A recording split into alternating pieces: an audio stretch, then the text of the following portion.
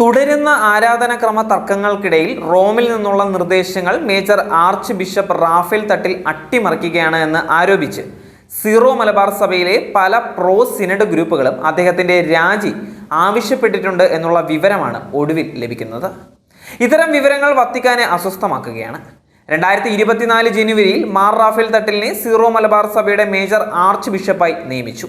ആരാധനാക്രമ രീതികളെയും സഭയ്ക്കുള്ളിലെ സംഘടനാ ഭരണത്തെയും സംബന്ധിച്ച് അദ്ദേഹത്തിന്റെ നേതൃത്വം കാര്യമായ വിവാദങ്ങൾ സൃഷ്ടിച്ചു. ഔദ്യോഗിക സഭയെ പിന്തുണയ്ക്കുന്നതിനും ഏകീകൃത കുർബാനയ്ക്ക് വേണ്ടി വാദിക്കുന്നതിനും ലക്ഷ്യമിട്ട് ഒരു പള്ളി ഒരു കുർബാന എന്ന പേരിൽ സിനഡ് അനുകൂല ഗ്രൂപ്പുകൾ അടുത്തിടെ ഒരു പ്രസ്ഥാനം ആരംഭിച്ചു. തട്ടിലും അദ്ദേഹത്തിന്റെ വികാരി ജോസഫ് പാംപ്ലാനിയും കുർബാന ആഘോഷങ്ങൾ സംബന്ധിച്ച വത്തിക്കാന്റെ ഉത്തരവുകൾ തടസ്സപ്പെടുത്താൻ ശ്രമിച്ചതായി അവർ ആരോപിച്ചു. മാത്രമല്ല, ആരോപണ വിധേയനായ ഫാദർ എബ്രഹാം കാവിൽപുരയിടത്തിനെ സഭയുടെ ചാൻസലർ പദവിയിൽ തുടരാൻ അനുവദിക്കുന്ന സ്ഥിരം സിനഡ് പിതാക്കന്മാർ സഭയെ അസ്ഥിരപ്പെടുത്തുന്നുവെന്നും അവർ ആരോപിക്കുന്നു. ആരാധനക്രമങ്ങളെക്കുറിച്ചുള്ള വ്യത്യസ്ത അഭിപ്രായങ്ങളെ ചുറ്റിപ്പറ്റിയാണ് കാതലായ പ്രശ്നം. പ്രത്യേകിച്ച് കുർബാന സമയത്ത് പുരോഹിതന്മാർ അഭിമുഖീകരിക്കേണ്ട ദിശ.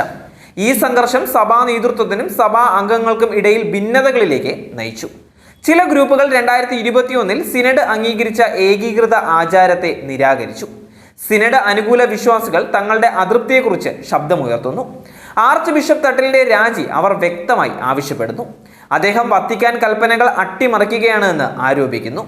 മാത്രമല്ല, വിശ്വാസികളുടെ പണം ദൂർത്തടിച്ച് വിദേശ യാത്രകൾ നടത്തുന്നു.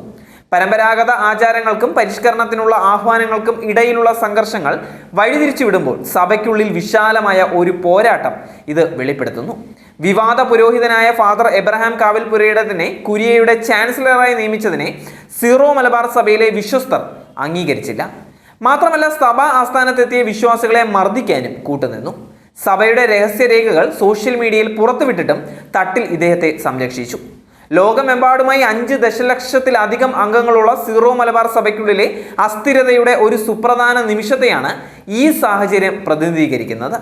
മാർ റാഫേൽ തട്ടിലിന്റെ രാജിക്കുള്ള ആഹ്വാനങ്ങൾ സഭയ്ക്കുള്ളിലെ സംഘർഷങ്ങളെ മാത്രമല്ല, ഈ തർക്കങ്ങൾ സമൂഹത്തിന്റെ ഐക്യത്തിലും പ്രവർത്തനങ്ങളിലും ചെലുത്തുന്ന സ്വാധീനത്തെയും പ്രതിഫലിപ്പിക്കുന്നു. ലിറ്റർജി തർക്കങ്ങൾ നിരീക്ഷിക്കാനും കാര്യക്ഷമതയില്ലാത്ത മേജർ ആർച്ച് ബിഷപ്പിനെ തൽക്കാലം പിൻബെഞ്ചിലിരുത്തി വിശ്വാസികളുടെ രോഷം തണുപ്പിക്കാനും വത്തിക്കാനിലെ പേപ്പൽ പ്രതിനിധി കേരളത്തിലെത്തുമെന്നാണ് ലഭിക്കുന്ന സൂചന. 92 കാട്ടുമന ശൈലിയിൽ കർദിനാൾ കൂവക്കാടിനെ അപ്പസ്തോലിക് അഡ്മിനിസ്ട്രേറ്ററായി നിയമിക്കാനും വത്തിക്കാൻ ലക്ഷ്യമിടുന്നുണ്ട്.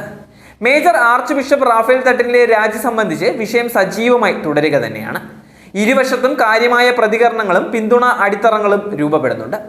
Major archbishop Mar Raphael തട്ടിലിന്റെ രാജി ആവശ്യപ്പെട്ട് വിശ്വാസികളുടെ മുറവിളി ഉയരുന്നത് ഇനിയും കണ്ടിരിക്കാൻ വത്തിക്കാന് സാധ്യമല്ല.